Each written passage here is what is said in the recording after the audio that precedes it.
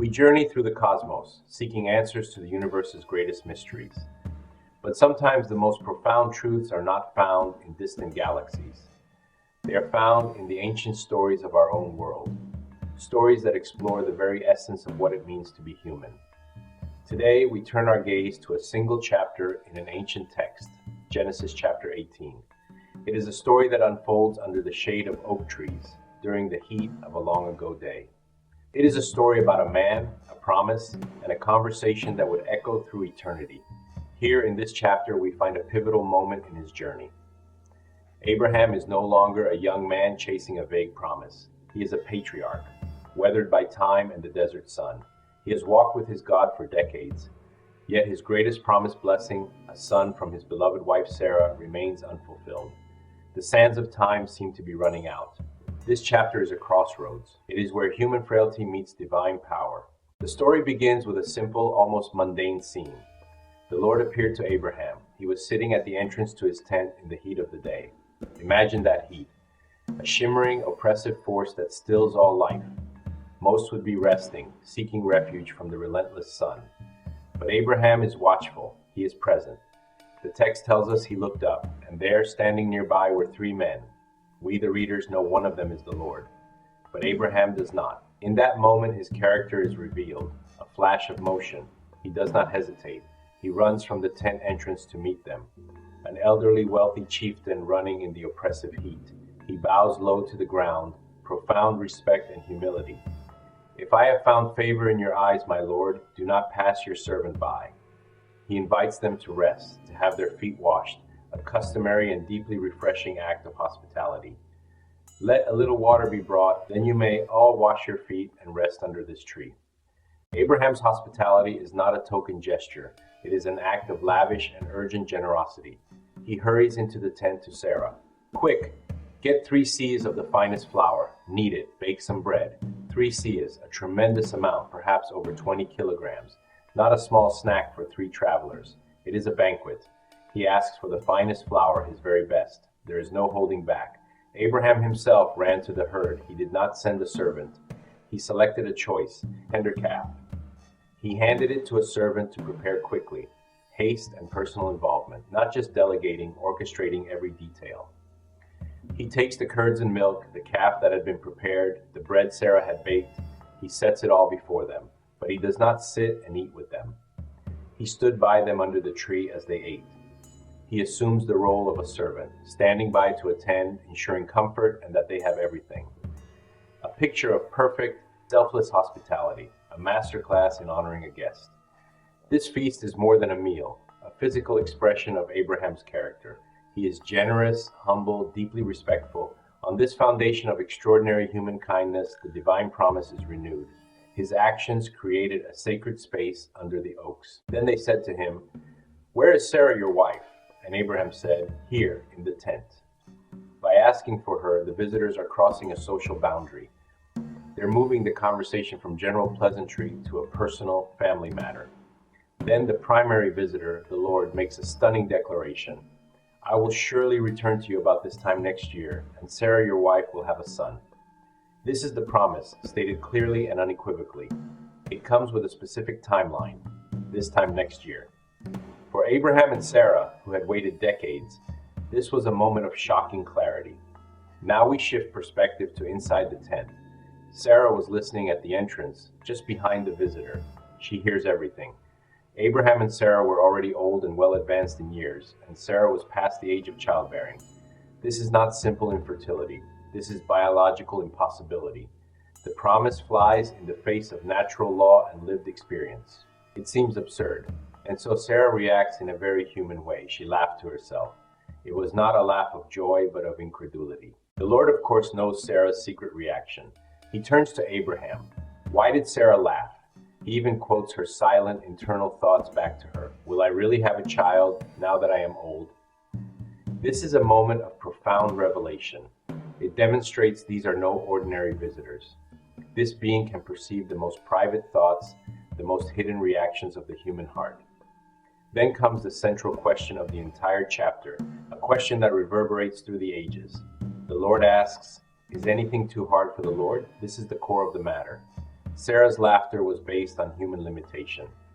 God's question reframes the situation around divine capability. Sarah is afraid. Her secret has been exposed. Her doubt has been called out by this powerful stranger. Her fear prompts a very human reaction. She lies. "I did not laugh," she said. It is a denial born of shame and awe. The Lord's response is simple, direct, final. Yes, you did laugh. He does not condemn her. He does not punish her. He simply states the truth. The focus of the story now shifts dramatically. The men get up to leave, and they look down toward the cities of Sodom and Gomorrah. Abraham, ever the gracious host, walks along with them to see them on their way. The atmosphere changes from one of intimate promise to one of impending judgment. A new and solemn purpose is revealed. The visitors are not just there to bless Abraham, they are on a mission of cosmic importance, and Abraham is about to be brought into the divine council.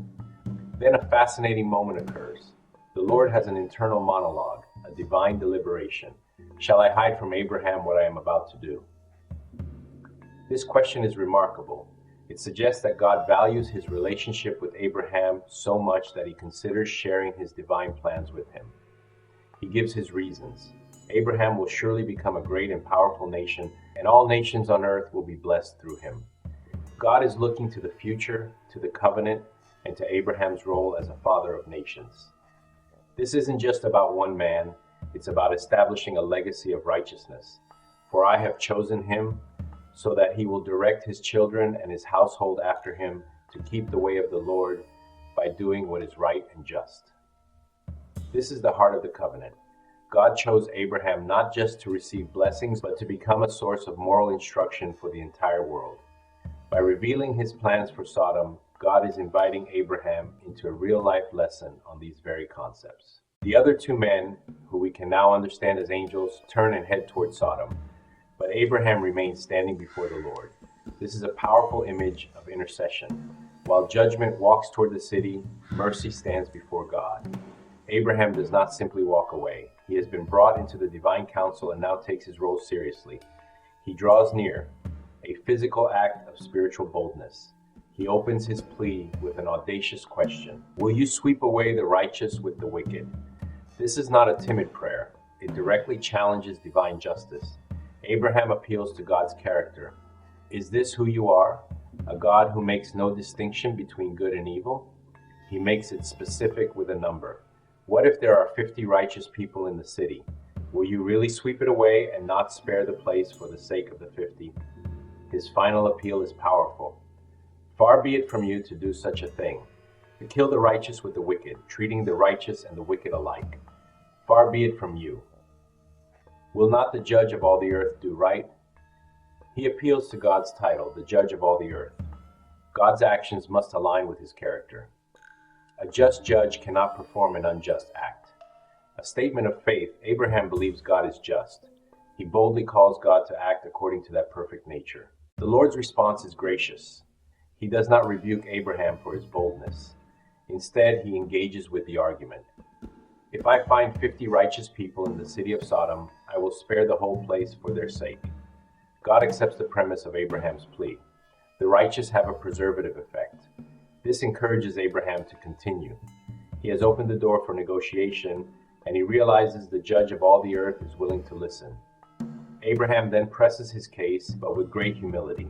Now that I have been so bold as to speak to the Lord, though I am nothing but dust and ashes, what if the number of the righteous is 5 less than 50, from 50 to 45? And again, the Lord agrees. Then Abraham lowers the number to 40, then 30, then 20. Each time the Lord patiently answers, agreeing to spare the city. Finally, Abraham makes his last desperate plea. May the Lord not be angry, but let me speak just once more. What if only 10 are found there? 10 was the number required to form a basic community assembly in Jewish tradition. This is his final attempt, his lowest possible number. And the Lord gives his final merciful answer. For the sake of 10, I will not destroy it. Having exhausted his plea, the conversation ends. The Lord went on his way, and Abraham returned home. He had done all he could. He had bargained for mercy down to the very last righteous soul. The encounter under the oaks of Mamre is more than just a story. It is a profound exploration of the relationship between humanity and the divine. In Abraham's rush to serve the strangers, we learn a timeless lesson about hospitality. That kindness is not merely a social grace, it is a spiritual act. It is in opening our homes and our hearts to others that we can, sometimes unknowingly, entertain angels and even encounter God Himself. In Sarah's private laughter, we see a reflection of our own human struggle with faith and doubt. Her reaction was honest. It was rooted in the hard reality of her lived experience. Yet God's question, "Is anything too hard for the Lord?" transcends that reality. It invites us to look beyond our limitations and consider the possibility of the impossible. The story doesn't condemn her for her doubt. It gently confronts it with the truth of God's infinite power. It teaches us that faith is not the absence of doubt, but the choice to trust even when we are laughing with incredulity on the inside. Abraham's bold intercession for Sodom is perhaps the chapter's most powerful legacy. It models a transformative kind of prayer. It is not a passive wish list, but an active, courageous engagement with God. Abraham stands as an advocate, a friend of God, a friend to humanity. He teaches us to care about justice for ourselves, for others, even for those whose actions we may not condone. His dialogue shows that God is not a distant, unapproachable tyrant, but a relational being who listens, reasons, and responds. Ultimately, Genesis 18 matters today because it speaks to the very heart of our spiritual journey. It tells us that God meets us in the ordinary moments of our lives, in the heat of the day. It shows us that our actions of kindness matter. It assures us that our deepest doubts can be met with divine patience and power. And it calls us to be like Abraham, to stand in the gap, to speak up for mercy, and to boldly ask the Judge of all the earth to do right. The echoes of that conversation under the oaks still challenge and inspire us to live with greater hospitality, deeper faith, and a more courageous passion for justice. It reminds us that nothing is too hard for the Lord, that faith requires trust, and that interceding for others matters. Stay tuned for the next chapter, and don't forget, God always keeps His promises. Let's close out with a prayer. Father, just as you reminded Abraham and Sarah that nothing is too hard for you, remind us today to walk in faith, to welcome your presence, and to stand in the gap for others in prayer. May our lives reflect your mercy, justice, and unfailing promises. Amen.